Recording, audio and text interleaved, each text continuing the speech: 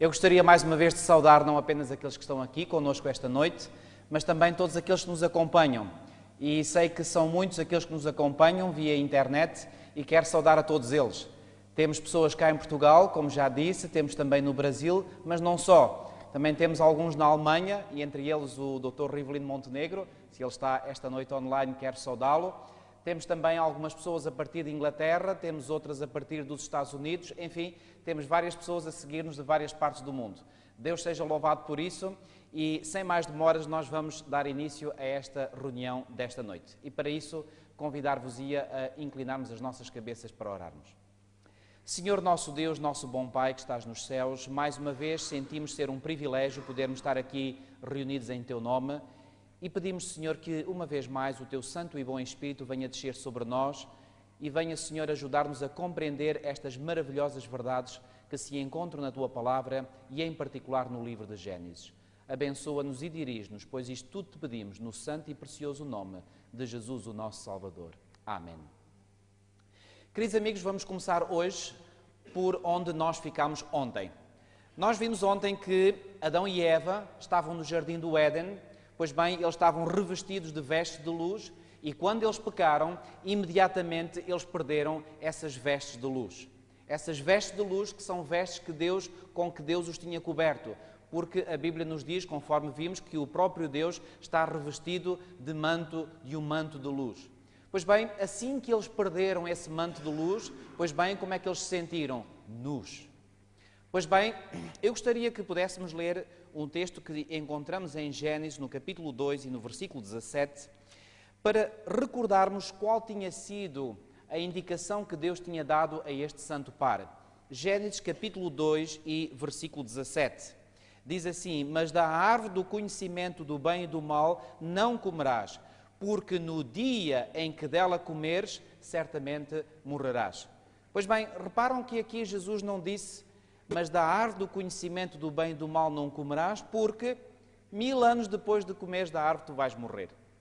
Ou, para ser mais específico ainda, uma vez que a Bíblia nos diz que Adão morreu com a idade de 930 anos, Gênesis 5:5. Pois bem, aqui não diz que 930 anos depois de teres comido, certamente morrerás. A minha pergunta é: porquê que Adão e Eva não morreram no dia em que comeram do fruto da árvore proibida? Porque aqui Deus tinha sido claro em Gênesis 2,17, dizendo que no dia em que dela comeres, certamente morrerás. Então, afinal, Deus estava a mentir? Bom, vamos mais à frente, no capítulo 3 de Gênesis, e vamos ver o versículo 21. Gênesis, capítulo 3 e versículo 21. E diz assim: "Fez o Senhor Deus vestimenta de peles para Adão e sua mulher e os vestiu." Deixem-me fazer-vos uma pergunta. O que é necessário se ter para obter a pele? O que é necessário fazer para obter a pele de um animal? O que é necessário? Matá-lo, exatamente.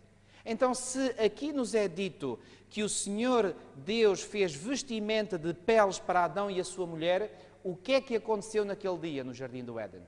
Houve ou não houve morte? Houve. Não foi a morte de Adão e Eva, foram a morte de, seguramente, 2 animais. Um para Adão, outro para Eva. E seguramente cordeiros. Pois bem, no mesmo dia em que Adão e Eva pecaram, nesse dia houve morte no Jardim do Éden. E essa morte desses 2 cordeiros foi para quê? Para substituir a morte que Adão e Eva deveriam sofrer nesse dia. Minha pergunta agora é: o que é que esses cordeiros representavam ou simbolizavam? Conhecem aquele texto em João 29, onde nos é dito que João Batista, quando viu Jesus, diz: "Eis o quê? O Cordeiro de Deus que quê? Que tira o pecado do mundo." Pois bem, quando Adão e Eva perceberam, e eu posso imaginar que provavelmente, assim como aconteceu em quase toda a dispensação do Antigo Testamento, em que, pois bem, era o próprio pecador que tinha que matar o animal para que criasse mesmo repugnância nele. Pois bem, eu acredito que provavelmente com Adão e Eva foi a mesma coisa. Provavelmente Adão chamou o cordeirinho a si e o animal veio na sua inocência e ele pegar nele e cortar-lhe a garganta e o sangue jorrar, o que é que vocês acham que Adão deve ter sentido naquele momento? Um sentimento terrível. E depois ver aquele cordeiro inanimado ali nos seus braços, como é que Adão se deve ter sentido? Terrivelmente. E, no entanto, o Senhor lhe vai dizer, isto ainda não é o pior, porque a morte desse cordeiro significa a morte do vosso Criador. Uau! Como é que Adão e Eva não se terão sentido naquele dia? Pois bem, meus amigos, vamos avançar um bocadinho mais e vamos recordar mais uma vez o texto de Gênesis 3,15. Pois bem, antes que o Senhor pudesse fazer esse sacrifício, o Senhor tinha feito indiretamente a Adão e Eva o quê? Uma promessa.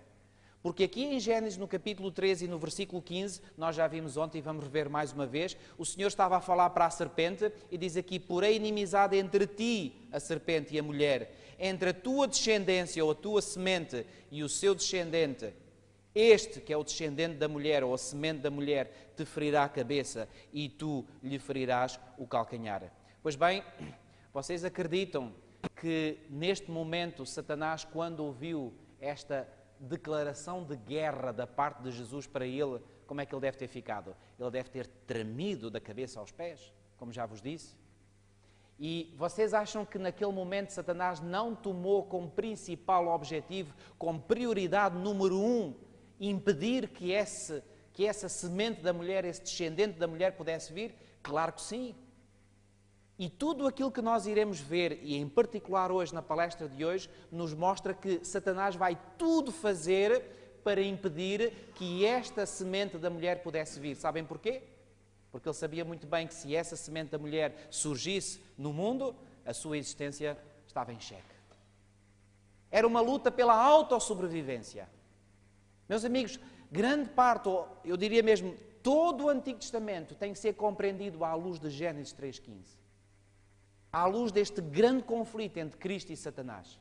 Vamos avançar então um bocadinho mais. E vamos recordar algo que nós já vimos ontem e que eu gostaria de enfatizar ainda hoje. A primeira demonstração que nós vamos encontrar de Gênesis 3,15 está no capítulo 4. Nomeadamente no caso entre Caim e Abel. Pois bem, nós podemos nos perguntar quem é que estava por detrás de Caim. Já vimos, 1 João 3,12. Diz que Caim era de quem? Do maligno, exatamente. Ou seja, quem é que estava por detrás de Caim? Quem é que estava manobrando o comportamento de Caim? Vocês acham que a ideia de matar Abel surgiu apenas e só na mente de Caim? Não, o texto bíblico em 1 João 3,12 não nos dá margem para isso. Pelo contrário, dá-nos a entender que por detrás do comportamento de quem? De Caim estava Satanás. E agora a pergunta é, porquê que Satanás queria a morte de Abel? Já aqui vos disse e quero dizer mais uma vez, quero enfatizar porque este ponto é muito importante. E na compreensão daquilo que nós vemos aqui entre estes dois irmãos, Caim e Abel, nós vamos compreender muitas das outras histórias posteriores no Antigo Testamento. Pois bem, Satanás certamente que estava atento, observando o desenvolvimento de um e de outro. Ele começou a ver, Abel, Caim está do meu lado. Caim faz a minha vontade, faz aquilo que eu quero. Em relação a Abel, Abel não faz aquilo que eu quero. Abel, ele faz sacrifícios.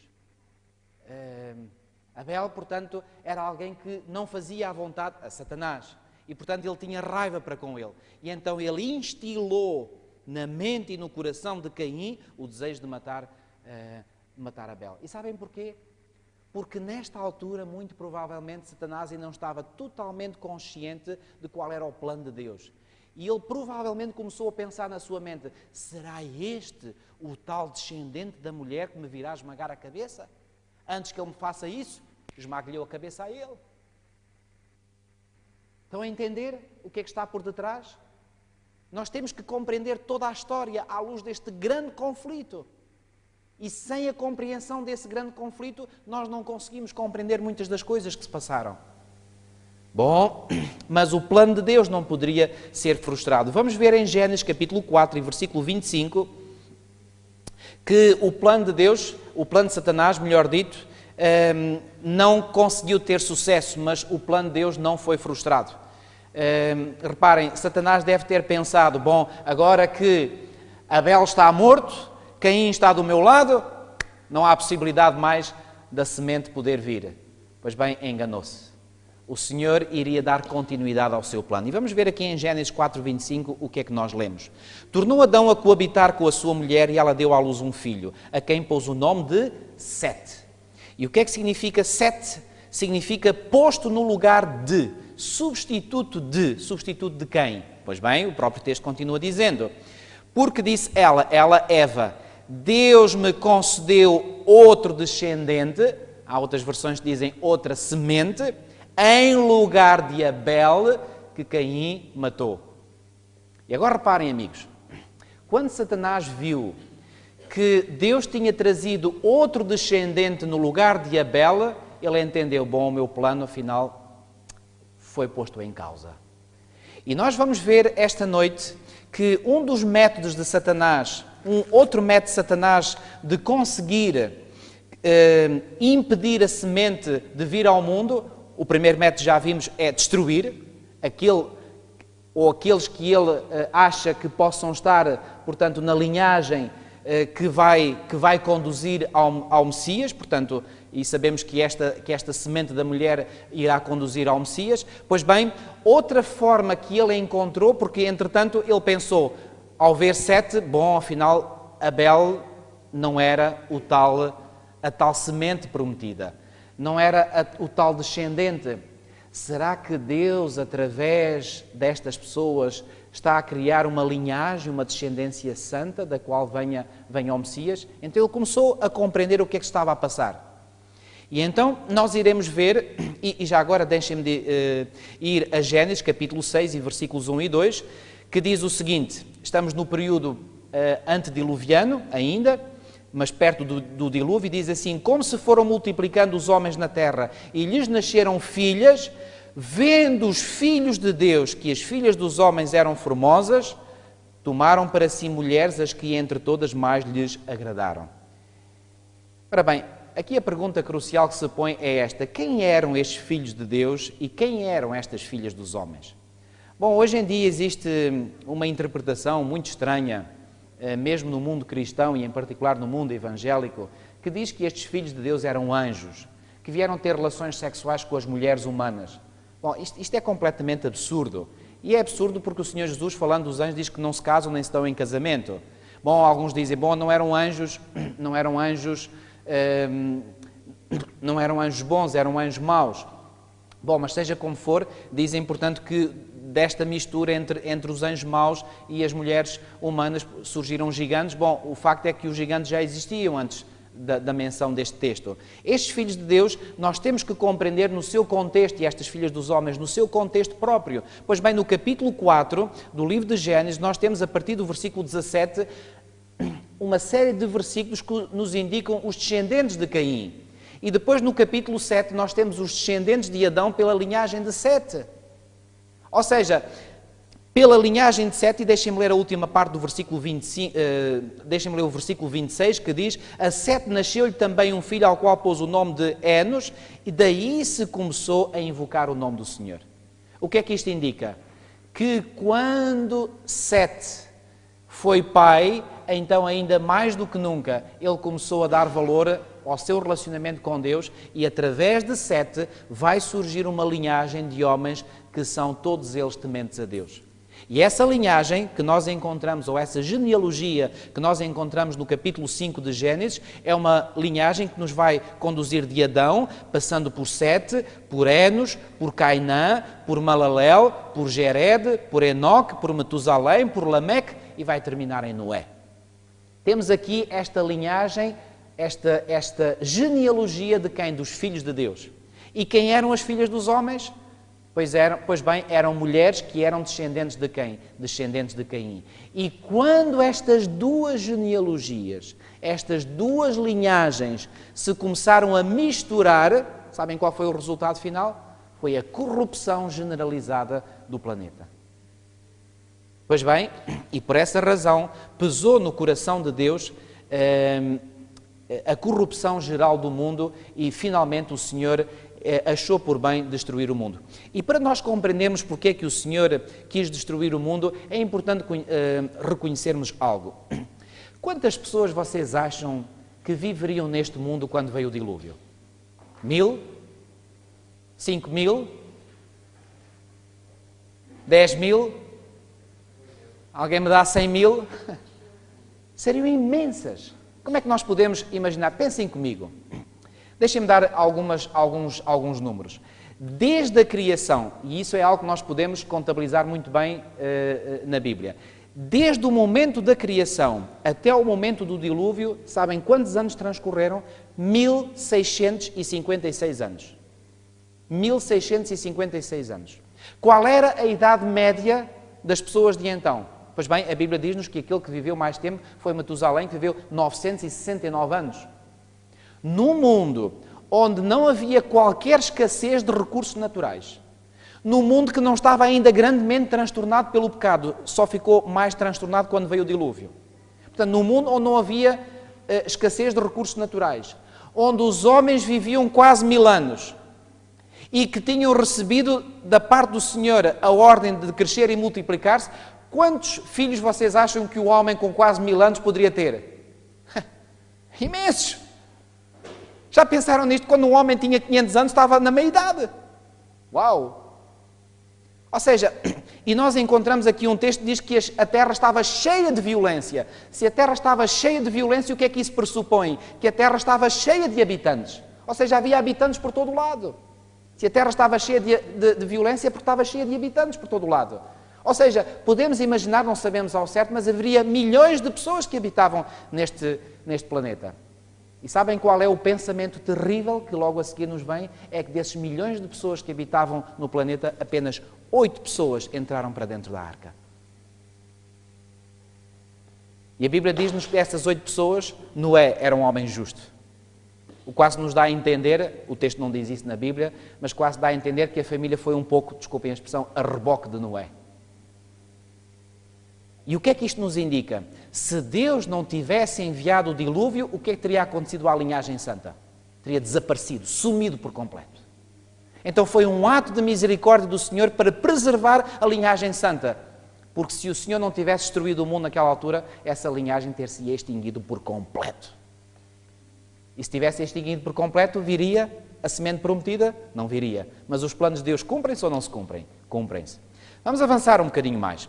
Pois bem, depois do dilúvio, nós lemos em Gênesis, no capítulo 10 e no versículo 1, que Noé, portanto nós sabemos que tinha 3 filhos, e diz assim em Gênesis capítulo 10, versículo 1, são estas as gerações dos filhos de Noé, Sem, Cã e Jafé, e nasceram os filhos depois do dilúvio. Sabem uma coisa? Destes 3 filhos de Noé, vai ser de um deles que vamos ter a continuidade da linhagem santa. Essa linhagem que nós temos em Gênesis capítulo 5, naqueles patriarcas que eu mencionei até Noé, e a partir de Noé, o filho de Noé que vai dar continuidade à linhagem santa vai ser Sem. E os descendentes de Sem vão ser conhecidos como os semitas. Dos outros 2 filhos vão surgir nações das quais viriam a surgir as nações mais inimigas do povo de Israel. Eu vou-vos dar alguns exemplos. Por exemplo, de Jafé veio, por exemplo, Magog, um arqui-inimigo do povo de Deus, mencionado no último livro da Bíblia, em Apocalipse capítulo 20. Vieram também os medo-persas, vieram os gregos, a Grécia é mencionada com o termo Javã. Veio também Tiro, um grande inimigo de Israel, do povo de Deus. Veio Roma. De Cã vieram os babilónicos, Babilônia, uma grande inimiga, um grande povo inimigo do povo de Deus. Veio a Assíria, vieram os filisteus, vieram os cananeus, vieram os amorreus. Diz-vos alguma coisa estes povos? Povos que eram terrivelmente inimigos do povo de Israel. Todos estes descenderam, uns de Jafé, outros de Cã. Pois bem, de que é que o mundo foi povoado? Obviamente a partir destes filhos de Noé. Vejamos o texto em Gênesis capítulo 10 e no versículo 20, que nos diz o seguinte, Gênesis capítulo 10 e no versículo 20, diz assim, são estes os filhos de Cã, segundo as suas famílias, segundo as suas línguas, em suas terras, em suas nações. Bom, já agora deixem-me dizer-vos que este texto é um texto que, ou melhor, o capítulo 11 é algo que vem descrito posteriormente, mas que se refere a um acontecimento antes, ou seja, 10, 20 refere-se a um acontecimento posterior àquilo que vem referido no capítulo 11. E no capítulo 11 o que é que nós temos? No capítulo 11 temos a descrição da construção da Torre de Babel. Deixem-me ler o versículo 4, diz assim: disseram, vinde, edifiquemos para nós uma cidade e uma torre, cujo topo chega até aos céus, e tornemos célebre o nosso nome, para que não sejamos espalhados por toda a terra. Qual era a intenção deste povo? Fazer a vontade de Deus, certo? Nem pensar. Porquê?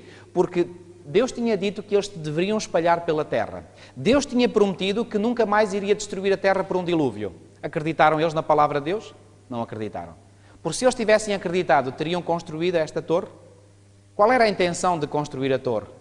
Bom, sabem que uma das razões era para conseguir chegar muito alto e eventualmente descobrir cientificamente qual tinha sido a razão para o dilúvio. Ver se conseguiam penetrar lá no segredo das nuvens e descobrir. A outra razão óbvia era que quanto mais alta a torre fosse, podiam se refugiar lá no topo da torre caso viesse outro dilúvio. Montavam todos lá para cima e ficavam seguros. Pois bem, mas acima de tudo este interesse que eles tinham em construir esta torre era, como diz aqui o próprio texto, que tornar célebre o seu nome. Não eram nada arrogantes, pois não? Não eram nada egoístas. Não eram nada pessoas que se pensavam nelas próprias. Estão a ver aqui o espírito de Babel? Este espírito de Babilónia é um espírito centrado em quem? Em Deus ou no eu? No eu. Isto é muito importante. Mais tarde nós iremos falar sobre isso. Avançando. Pois bem, mais à frente, nós vamos ver ainda no capítulo 11, mas a partir do versículo 10, então a genealogia dos descendentes de Sem. E a partir de Sem nós temos Sem, Arfaxade, Salá, Eber, Peleg, Reu, Serug, Naor, Terá e finalmente Abraão. E nestas 20 gerações, temos 10 gerações desde Adão até Noé. E depois de Sem até Abraão temos novamente 10 gerações. Pois bem, estas 20 gerações foi durante um período de 2000 anos aproximadamente. Ou seja, temos aqui os 2 primeiros 2000 anos da história humana. Ora bem, depois, em relação a Abraão, nós lemos que Abraão vivia num determinado sítio chamado Ur dos Caldeus. Porquê que era Ur dos Caldeus? Porque era num sítio que ficava relativamente perto de onde se tinha construído a Torre de Babel. Fiquem com esse pormenor em mente. E no capítulo 12 nós encontramos um chamado de Deus a Abraão para que ele pudesse sair da sua terra. Nós vamos ver em Gênesis, no capítulo 12, e nos versículos 1 a 3. Diz assim: ora disse o Senhor a Abraão, sai da tua terra, da tua parentela e da casa de teu pai e vai para a terra que te mostrarei. De ti farei uma grande nação. E te abençoarei, e te engrandecerei o nome, sê tu uma bênção. Abençoarei os que te abençoarem, e amaldiçoarei os que te amaldiçoarem. Em ti serão benditas todas as famílias da terra. E nós iremos ver daqui a pouco que este em ti serão benditas todas as famílias da terra precisa de ser visto mais à lupa. Mas antes de vermos esse pormenor, eu gostaria de que pensassem no seguinte: porquê é que acham que Deus vai fazer o apelo a Abraão para sair da sua terra? Deixem-me só dar aqui um pequeno pormenor. As descobertas arqueológicas do passado revelam que Ur dos Caldeus, conseguiram descobrir as ruínas de Ur, era uma cidade altamente desenvolvida para o seu tempo. Tinha inclusivamente um sistema de esgotos. Imaginem. Portanto, a qualidade de vida em Ur seria ótima. Devia ser uma cidade que estava desenvolvida sob o ponto de vista artístico, intelectual, científico, enfim, de acordo com os parâmetros da época. A pergunta é, porquê é que Deus vai chamar Abraão para sair da sua zona de conforto, para sair de lá? Há um texto que nos ajuda a esclarecer esse chamado de Deus a Abraão para sair fora de Ur. Venham comigo ao livro de Josué, capítulo 24. Josué, capítulo 24, e vamos ler os versículos 2 e 3. Josué, capítulo 24, e versículos 2 e 3. É aqui Josué que está a falar, depois de terem chegado à terra de Canaã, portanto o povo de Israel, e diz o seguinte, Josué capítulo 24, versículos 2 e 3. Então Josué disse a todo o povo, assim diz o Senhor Deus de Israel, antigamente vossos pais Terá, pai de Abraão e de Naor, habitaram de além do Eufrates e serviram a quem? A outros deuses. Eu, porém, tomei Abraão, vosso pai, de além do rio, ou seja, do rio Eufrates, e o fiz percorrer toda a terra de Canaã, também lhe multipliquei a descendência e lhe dei Isaque. À luz deste versículo, qual foi a razão pela qual Deus chamou Abraão a sair da sua terra, da sua parentela? Está claro? Porquê? Porque diz aqui que eles que estavam a servir a quem? A outros deuses. O que é que estava a acontecer à linhagem santa uma vez mais? Estão a ver qual era a agenda de Satanás por detrás?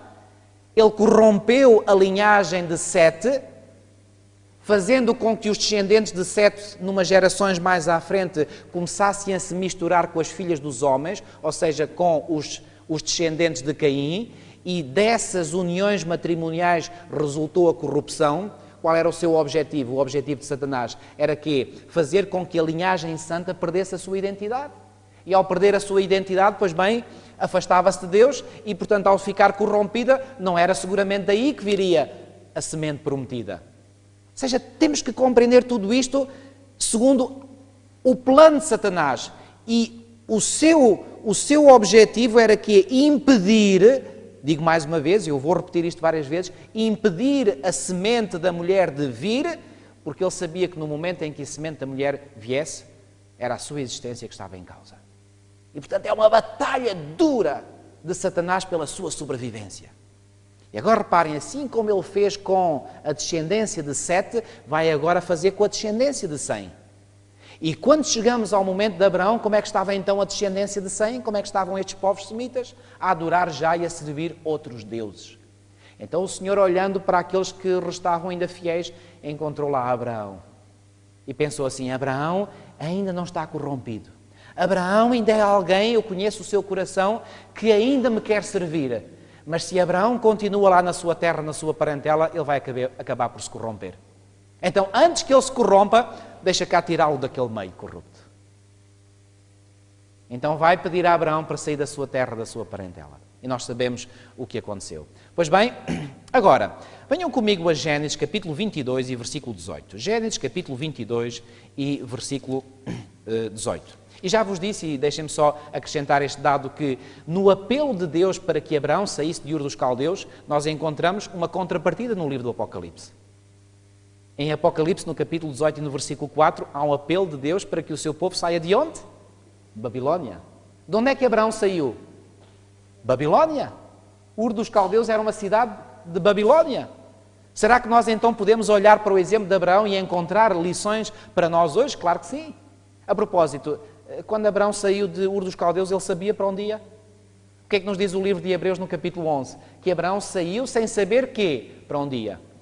Quando Deus hoje faz um chamado a nós para nós sairmos de certos sítios ou de certos... será que nós só devemos sair quando sabemos exatamente muito bem para onde vamos?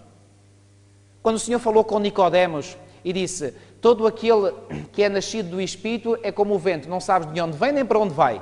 Assim é todo aquele que é nascido do Espírito. Meus amigos, quando Deus nos faz um apelo para nós sairmos e iniciarmos um caminho, esse caminho é um caminho de fé. Nós não temos necessariamente, e o Senhor não diz necessariamente para onde é que nós temos que ir, mas Deus diz, sai e nós saímos. Foi isso que Abraão fez. Ele não sabia para onde ia. Deus disse, sai. Ele deve ter chegado junto de Sara e disse, Sara, arruma as malas, nós temos que ir embora. Abraão, para onde? Não sei, Sara, só sei que temos que ir embora. É este o tipo de fé que Abraão manifestou. E é este o tipo de fé que o povo de Deus vai ter que manifestar no tempo do fim, quando ouvir o chamado do Senhor a sair de Babilónia. Gênesis capítulo 22 e versículo 18, reparem o que diz aqui. Nela serão benditas, nela quem? Na descendência de Abraão serão benditas todas as nações da terra, porquanto obedeceste à minha voz. E reparem que no versículo 17 diz que deveras te abençoarei, certamente multiplicarei a tua descendência. Outras versões dizem a tua semente, como as estrelas dos céus e como a areia na praia do mar, a tua descendência ou a tua semente possuirá a cidade dos seus inimigos. Nela quem? Na descendência, ou melhor, na semente De Abraão serão benditas todas as nações da terra. Pergunta crucial. Quem é esta semente de Abraão? Quem é este descendente ou esta descendência de Abraão? É todos os filhos e netos e bisnetos e trisnetos que ele iria ter? Muitos entendem dessa forma. Mas o apóstolo Paulo ajuda-nos a compreender quem é essa descendência. Quem é essa semente de Abraão? Querem vir comigo? Já lemos aqui, mas vamos ler mais uma vez. Gálatas capítulo 3. Gálatas capítulo 3 e versículo 16. Gálatas capítulo 3 e versículo 16. Nós lemos o seguinte. Ora, as promessas foram feitas a Abraão e ao seu descendente. Não diz, e aos descendentes como se tratando de muitos, porém como de um só, e ao teu descendente, que é quem? Que é Cristo. Quem é então a descendência de Abraão? Quem era o descendente no qual iriam ser abençoadas todos os povos da terra? Não era a descendência literal humana de Abraão, era Jesus Cristo. E quem era esse Jesus Cristo? Aqui mencionado por Paulo em Gálatas 3,16, era precisamente quem? A semente prometida lá no Jardim do Éden, em Gênesis 3,15. Estão a acompanhar-me, sim ou não? Ok? Vamos avançar. Ora bem, vamos agora ver, novamente vamos voltar ao livro de Gênesis e ver Gênesis capítulo 16 e versículo 2. Gênesis capítulo 16 e versículo 2. Vamos ver o que é que aconteceu aqui em determinado momento. Já agora, para nós entendermos este texto, deixem-me dizer-vos isto. Deus prometeu, portanto, a Abraão um descendente ou uma descendência. Entretanto, passam-se os anos, não nasce nenhum filho a Abraão. E agora, Abraão começa talvez a interrogar-se e em determinado momento Sara vem junto dele e diz assim, Abraão, provavelmente nós devemos ter filhos de uma outra forma. Uma vez que eu já sou idosa, pois bem, já não estou em idade de procriar, quem sabe que nós devamos dar uma ajudinha a Deus e quem sabe nós devamos ter o tal descendente que Deus prometeu de uma forma diferente. Pergunto, quem é que vocês acham que estava por detrás desta ideia? A mente de Sara? Foi apenas os neurónios dela que trabalharam e chegaram a esta conclusão? Quem é que vocês acham que estava por detrás? Satanás? Ele chegou junto de Sara e sussurrou ao ouvido dela, Sara, não achas que já passou muito tempo? Tu achas que assim a promessa de Deus se vai cumprir? Olha, e que tal tu fazeres esta sugestão ao teu marido? Para ele engravidar a serva egípcia que vós tendes, Agar. E Abraão acabou por ir igualmente. E sabem porquê? Porque Satanás sabia muito bem que se Deus tinha tirado Abraão lá de Ur dos Caldeus para o levar para uma outra terra, vocês acham que ele não percebeu que por detrás dessa ordem para sair de Ur dos Caldeus estava uma missão importante? Vocês não acham que Satanás estava a compreender que era através de Abraão que a semente haveria de vir? Então, para impedir que essa semente viesse, o que é que ele queria fazer? Queria agora corromper Abraão, levando-o a transgredir a vontade de Deus, para que ele assim, corrompido no seu relacionamento com Deus, pois bem, a partir de ele não viesse mais a semente. Vocês estão a ver o que é que está por detrás? Gênesis capítulo 16, vamos ler este texto. Gênesis capítulo 16, versículo 2. Disse Sarai a Abraão, eis que o Senhor me tem impedido de dar à luz filhos. Ela aqui queixa-se de Deus.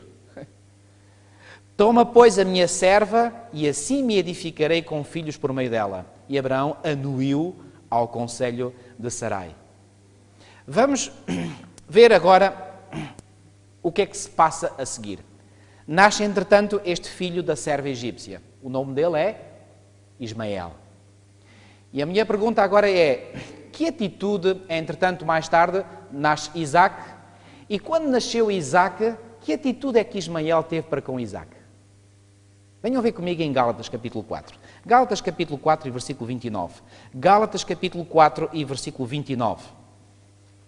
Gálatas capítulo 4 e versículo 29. Lemos assim. Como, porém, outrora, o que nascera segundo a carne, e aqui Paulo está a referir-se a Ismael, perseguia ao que nasceu segundo o Espírito, assim também agora. O que é que Paulo nos está a dizer que Ismael fazia com Isaac? Perseguia-o. E perseguiu para quê? Só para brincar, para a brincadeira. Qual acham que era o desejo de Ismael? Quando surgiu na cena familiar Isaac, que vinha de certo modo agora roubar algumas das afeições, Ismael ficou raivoso com o seu irmão e perseguia-o. Qual seria a intenção de Ismael ao perseguir Isaac? Fazer festinhas. Era isso? Matá-lo? Quem vocês acham estava por detrás deste comportamento de Ismael, fazendo com que ele quisesse matar a Isaac? Satanás, mais uma vez. Porquê? Porque ele percebeu muito bem que Isaac nasceu de acordo com o Espírito. Foi um milagre da intervenção divina. E Satanás pensou imediatamente, é através de Isaac que vai vir a semente. Então deixa cá ver se eu consigo que Isaac seja destruído. Então vai incitar Ismael a quê? A matar o seu irmão. E depois Abraão tenta ali compor as coisas entre a família e Deus vai dizer, não, Abraão, isso não funciona dessa maneira. Vais ter que expulsar de casa a Agar e o seu filho. Paulo aqui em Gálatas 4 diz que isto são coisas figuradas. Assim como aquele que nasceu segundo a carne. Porquê que nasceu segundo a carne Ismael? Foi da vontade humana. Foi iniciativa humana, claro. Por detrás estava Satanás. Portanto, ele está bem descrito por Paulo como sendo aquele que nasceu segundo a carne. E Isaac nasceu segundo o Espírito, porquê? Porque nasceu de um milagre. E então Paulo usa estas duas imagens destes dois irmãos, Ismael e Isaac, para com elas ilustrar dois grandes grupos que existem no mundo. Aqueles que nasceram segundo a carne, somos todos nós, no fundo, e aqueles que nasceram segundo o Espírito. E assim como o nascimento do Espírito é um nascimento milagroso, ou melhor, assim como o nascimento de Isaac foi um nascimento milagroso, aqueles que nascem do Espírito, nascem de quê? De um nascimento milagroso, o nascimento do Espírito. E ele diz, assim é agora, ou seja, aqueles que são nascidos apenas pela carne, perseguem aqueles que são nascidos do Espírito. E nós encontramos isto nesta rivalidade entre os dois irmãos, mas aí o objetivo era destruir Isaac. Mais tarde, nós temos que de Isaac vão nascer dois filhos. Pois bem, e vamos ver em Gênesis, no capítulo 27 e no versículo 41. Gênesis, vamos voltar ao livro de Gênesis, capítulo 27 e versículo 41.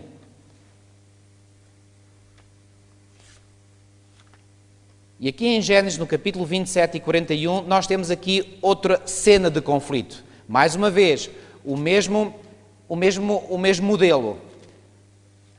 Gênesis, capítulo 27 e versículo 41. Diz assim: passou Esaú a odiar a Jacó, por causa da bênção com que o seu pai o tinha abençoado, e disse consigo: vêm próximos os dias do luto por meu pai, então farei o quê? Matarei a Jacó, o meu irmão. Isaac teve dois filhos gêmeos, nós sabemos. Esaú, que nasceu primeiro, e Jacó. Bom, Esaú deveria ser aquele que deveria dar continuidade à linhagem. Temos Abraão, depois temos Isaac, e depois de Isaac quem deveria ser? Deveria ser Esaú. Mas Esaú, ele dava muita importância a isso? Não dava. O direito de primogenitura que se diz que ele vendeu ao seu irmão era, na realidade, este direito de ser o privilegiado de dar continuidade a esta linhagem santa. Alguns não entendem, acham que quando Esaú se desfez do seu direito de primogenitura era apenas de uma condição social. Nada disso. Era muito mais do que isso, era muito mais profundo. Era a ele que estava designado ser aquele que daria continuidade à linhagem santa. Tomou isso em elevada consideração? Quando chegou a casa esfomeado, pediu ao irmão, o irmão, claro, aí também foi astuto, e disse assim: bom, eu dou-te se me deres o teu direito de primogenitura. E sabem porquê que Jacó fez essa proposta? Porque ele disse: então o meu irmão não liga nada àquilo, não liga nada àquilo que é importante, quem me dera a mim ter esse direito para mim? Então diz ao irmão: olha, não me queres passar? E o outro deve ter pensado: bom, o que é que me interessa isto? Eu tenho fome, quero comer. E finalmente nós sabemos que Jacó enganou o seu pai, não agiu da melhor forma, mas diz-nos aqui que Esaú quis matar a Jacó. Quem é que vocês acham que estava por detrás a sugerir a Esaú que matasse o seu irmão? O do costume. Exatamente. E porquê? Porque ele viu, Jacó teve esta atitude, certamente que é por ele que a semente vai vir. Então, para que não venha, eu vou instigar Esaú a matar o seu irmão. Reparem, o desejo homicida que surgiu no coração, o desejo de matar a Jacó, não foi só quando Jacó veio 20 anos mais tarde com 400 homens para se encontrar com o seu irmão Jacó, para lhe dar as boas-vindas. Ele tinha estado ausente do país durante 20 anos e agora Esaú tomou conhecimento e agora queria lhe dar as boas-vindas com 400 homens. Era isso? Não, 20 anos depois o que ele queria era executar o plano que já tinha na sua mente 20 anos antes. Eu pergunto, quando é que a ideia de homicídio começou? 20 anos antes. Não foi quando ele veio com os 400 soldados.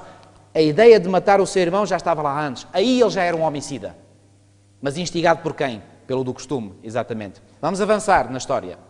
Pois bem, vamos ao caso de José e dos seus irmãos. No capítulo 45 de Gênesis, vamos ver, Gênesis capítulo 45, e vamos ver o que é que aconteceu aqui. Gênesis capítulo 45, versículos 5 a 7. Agora, pois, não vos entristeçais, nem vos irriteis contra vós mesmos, por me haverdes vendido para aqui, porque para a conservação da vida Deus me enviou adiante de vós. Porque já houve 2 anos de fome na terra, e ainda restam 5 anos, em que não haverá lavoura nem colheita.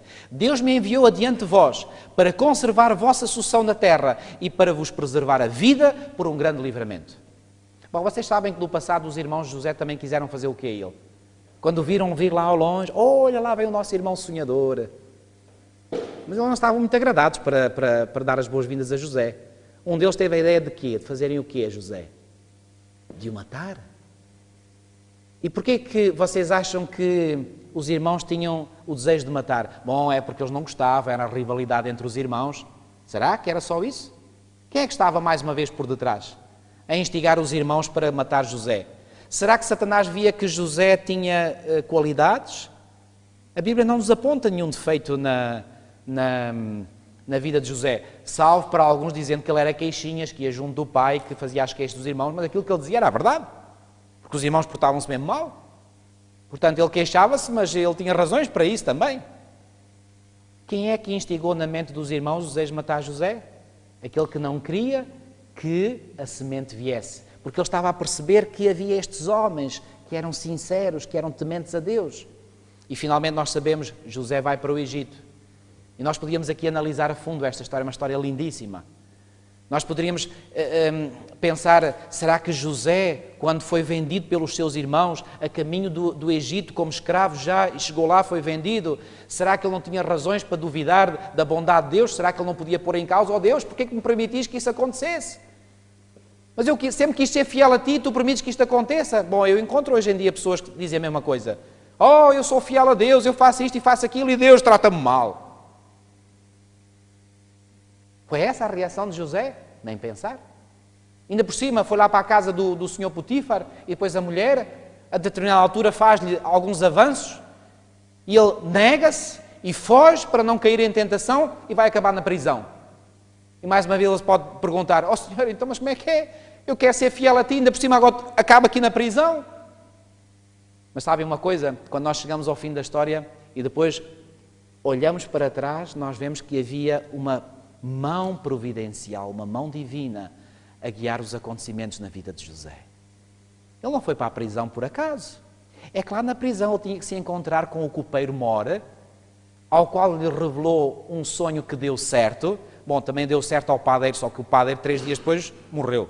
Portanto, daí não saía nada. Mas do copeiro Mora, que foi reintegrado nas suas funções junto do faraó, iria abrir-se o caminho para que um dia ele pudesse chegar junto de Faraó e interpretar uns sonhos que Faraó teve. E porque José interpretou e deu um conselho tão bom, Faraó disse, qual será o homem melhor que nós temos para gerir tudo isto? Não será José? E José foi elevado à posição de primeiro-ministro no Egito. E nós sabemos que através disso, pois bem, durante os 7 anos de fartura foi armazenado muito cereal no Egito, e quando vieram os 7 anos de fome, não tivesse sido o facto de José ter sido levado para o Egito, como ele próprio disse aos seus irmãos, Deus me enviou adiante de vós, eu pergunto, o que é que teria acontecido à família da qual há tal linhagem santa? Será que Deus não sabia que Satanás iria trazer fome sobre o país? E Deus, para preservar essa família, enviou José avante, conforme ele próprio veio a reconhecer, para preservar essa linhagem em vida. Vocês estão a ver aqui que por detrás da história há outra história? Que por detrás das cenas temos as cenas daquilo que se passa nos bastidores? E que é que quando nós compreendemos estes bastidores que nós entendemos melhor aquilo que aparece à superfície? Está claro? Vamos avançar um bocadinho mais. Pois bem, por exemplo, finalmente, depois o povo de Israel cresceu no Egito. E agora deixem-me dizer-vos isto. Quando chegou o momento de sair do Egito, foi fácil para o povo de Israel sair do Egito? Por que é que acham que não foi?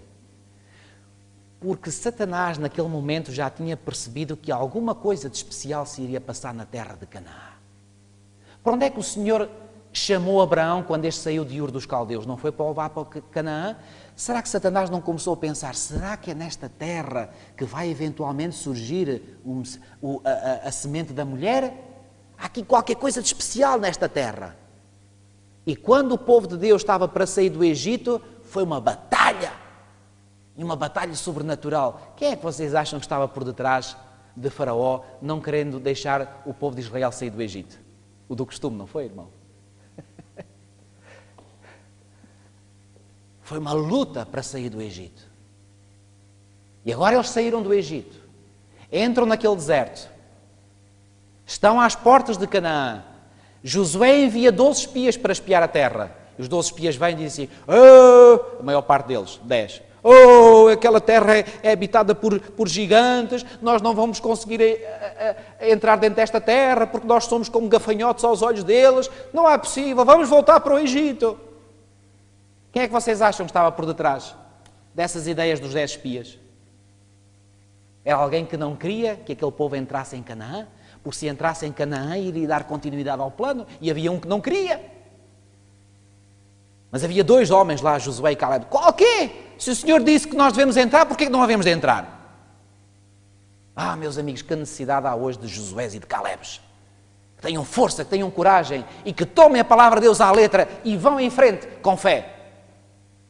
Nada a desanimar quando o Senhor está ao controle. Teremos sim receio, é quando nós nos procuramos desviar de um assim diz o Senhor, de um assim está escrito. Mas que haja Josués e Calebes de hoje que tenham a coragem de ir em frente. Bom, sabem que os Josués e os Calebes também sofrem por viverem no meio dos outros. E Josué e Caleb podiam ter entrado na terra prometida, não entraram, andaram a vaguear durante mais quase 40 anos. Mas finalmente entraram, e os outros não, eles entraram. Sabem que isto é um prenúncio de que aqueles que têm fé verdadeira no Senhor, como Josué e Caleb, um dia entrarão, não na Canaã terrestre, mas na Canaã celestial, ao passo que os outros não entrarão. Será que isto nos ensina alguma coisa? Claro que sim. E agora, passados 40 anos, o povo de Israel está novamente às portas de Canaã. E temos aí uma experiência mencionada em Números, capítulo 25. E para resumir as coisas, Balaão, um profeta apóstata do Senhor, digamos, é pago por um rei, Balaque, para amaldiçoar o povo de Israel. Conseguiu ele amaldiçoar? Não. Porquê? Porque o povo de Israel naquele momento estava em boas relações com o Senhor. Então ele vai arranjar outro plano, vai arranjar mulheres moabitas, introduz-as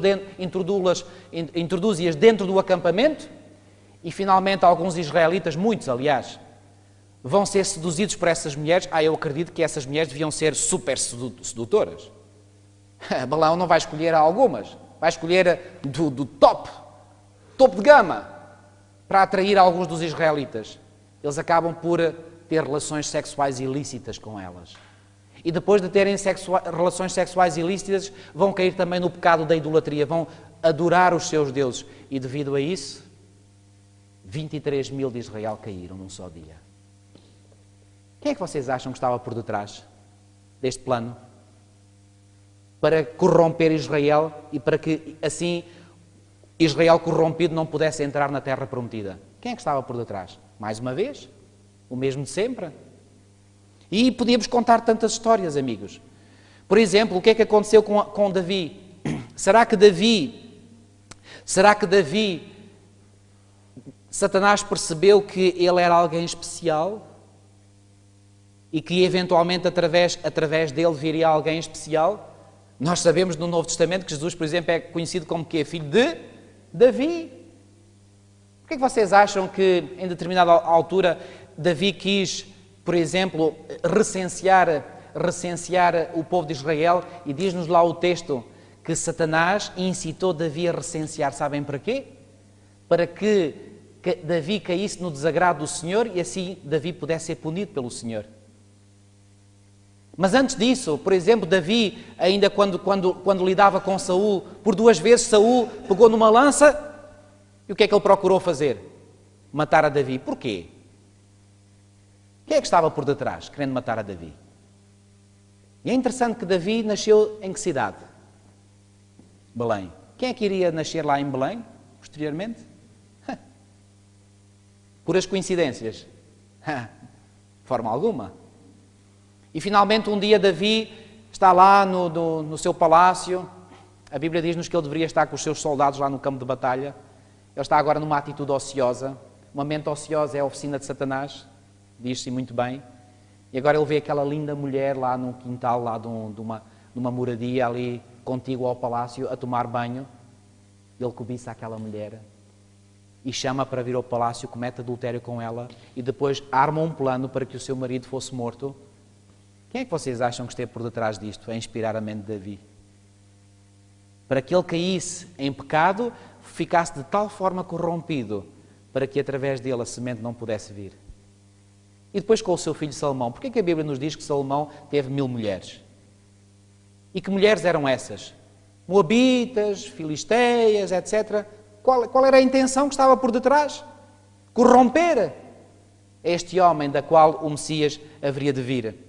Nós encontramos, por exemplo, Senaqueribe, que quis invadir, depois de ter destruído várias cidades de Judá. A Síria já tinha conquistado as tribos do norte e já tinha conquistado algumas cidades de Judá, faltava Jerusalém. Qual era o objetivo? Acabar por completo com a linhagem. Mas numa noite o anjo do Senhor foi lá ao acampamento assírio e numa só noite destruiu 185.000 soldados. Bom, podíamos continuar. E porquê que finalmente a tribo de Israel vai para o cativeiro? Sabem que o Senhor tinha dito em Deuteronômio capítulo 28 que uma das maldições que viria sobre o povo, caso não obedecesse aos seus mandamentos, é que seriam levados em exílio. Vocês acham que Satanás não tinha interesse que o povo de Israel ou o povo de Judá fosse levado para o exílio? Claro que sim, ele queria que eles saíssem lá daquela terra. Eles foram levados para o exílio para a Babilónia. E aí Satanás deve ter ficado todo satisfeito. Consegui! Enganou-se. Porque o Senhor depois trouxe um remanescente de volta a Judá. Foi fácil a reconstrução de Jerusalém? E por que não? Por que não foi fácil? Quem é que estava por detrás? A incitar os samaritanos para criarem problemas na reconstrução e mandaram cartas para o imperador a queixarem-se. Olha, se esta cidade malvada se reconstrói, olha, vais ter problemas. E aqueles que estão a reconstruir são os malvados. Quem é que estava por detrás? Sabem, já da primeira vez, quando o povo de Israel chegou lá, porquê é que acham que foi difícil conquistar as cidades que Israel conquistou? Porquê? Porque é que aquelas nações que lá estavam, os cananeus, etc., os amorreus, eles se levantaram firmemente para impedir Israel de entrar naquela terra? Quem é que estava por detrás, minando o coração desses povos? E interessante, sabem qual foi o último sítio a ser conquistado e com grande esforço? Foi exatamente o Monte Moriá. Aquele monte onde posteriormente iria ser construído o templo. O monte onde Abraão no passado tinha ido para sacrificar o seu filho Isaque. Satanás sabia que havia ali qualquer coisa de especial naquele sítio.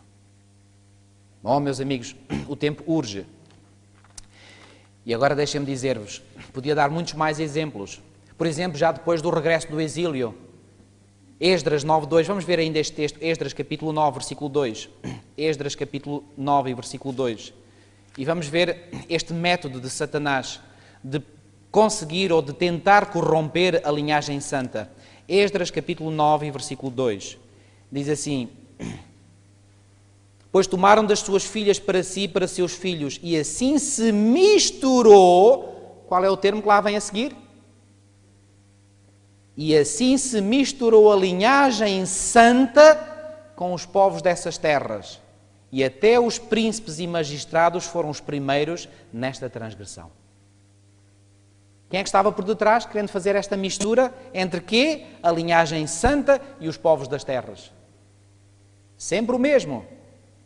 A minha pergunta é, depois de todas estas tentativas de Satanás, que foram todas goradas, chegou finalmente o tempo em que o Messias havia de vir, e Gálatas 4.4 diz-nos que quando veio a plenitude do tempo, Deus enviou o seu Filho. Uau! Conseguiu Satanás impedir que a semente prometida viesse? Não apenas não conseguiu impedir a semente de vir, como a semente veio no tempo certo. Porque o texto diz que ele veio na plenitude do tempo. A plenitude significa quando o tempo cronológico chegou ao fim. Porque o tempo lá, mencionado em Gálatas 4.4, é cronos, de onde vem a palavra cronologia. Quando o tempo que estava a contar chegou ao fim, Deus enviou o seu Filho. Conseguiu Satanás ter êxito em impedir a semente de vir? Agora, quando a semente veio, como é que acham que Satanás ficou? Se lemos em Apocalipse 12, o que é que diz? Que ele procurou o quê? Devorar o filho quando este nascesse. Já não temos tempo de ler esses textos. E finalmente, o que é que ele fez? Procurou incitar a Herodes a fazer o quê? Já que eu não consegui impedir que ele viesse, agora que ele veio, deixa cá ver se eu consigo destruir. Vocês estão a ver quem é que está sempre por detrás? Meus amigos, todo o Antigo Testamento tem que ser visto à luz de Gênesis 3.15. Porque Gênesis 3.15 nos indica que Deus haveria de enviar uma semente, e essa semente viria para ferir a cabeça de Satanás. E deixem-me terminar dizendo isto. Sabem, muitas pessoas pensam que Israel era o grande inimigo de Satanás. Amigos, Israel não poderia dar uma ferida mortal na cabeça da serpente. Porque a serpente venceu-os imensas vezes ao longo da história. Mas havia um que podia ferir a cabeça da serpente. E esse era Jesus Cristo, o Messias. Uau! O Antigo Testamento não é centrado em Israel. O Antigo Testamento é centrado no Messias de Israel. E é por essa razão que Jesus mais tarde vai revelar, por exemplo, aos discípulos de Emaús, todas as Escrituras à luz de quem? À luz dele. Porque ele e não Israel é o centro do Antigo Testamento. Que Deus nos ajude a compreendermos este assunto. E nós iremos, ao longo deste seminário, continuar a ver estes assuntos. Vamos terminar hoje por aqui. Nosso querido e amado Pai que estás nos céus, muito e muito obrigado, Senhor, por nos ajudares a compreender a Tua Palavra. Muito obrigado, Senhor, porque nós podemos, através da Tua revelação, compreender melhor este grande conflito entre o bem e o mal. Obrigado, Senhor, porque um dia Tu prometeste, através daquilo que Tu declaraste à serpente, essa declaração de guerra, mas os nossos primeiros pais, ao ouvirem essa primeira declaração de guerra, encheram-se de esperança no seu coração, por saber que um dia Tu irias vir a este mundo e Tu próprio irias conseguir vencer a luta que nenhum ser humano poderia conseguir. Ó Senhor, louvado seja o Teu nome. Ajuda-nos a compreender, Senhor, que toda a história do Antigo Testamento está centrada em Ti, o Messias Salvador. Ó Senhor, ajuda-nos a compreender que esse Antigo Testamento não está centrado em Israel, está centrado no Messias de Israel. Esse Messias que o diabo tentou por todos os meios impedir que viesse. Mas não apenas Tu vieste, mas vieste no momento certo. Ó Senhor, ajuda-nos assim a compreender que Tu estás no comando da história, que Tu estás a dirigir todos os acontecimentos. E assim como Tu vieste no momento certo a primeira vez, nós acreditamos que Tu virás no momento certo na segunda vez. Ajuda-nos a ter fé suficiente em Ti, pois Te pedimos tudo no nome santo e bendito do nosso amado Salvador e Senhor Jesus Cristo. Amém.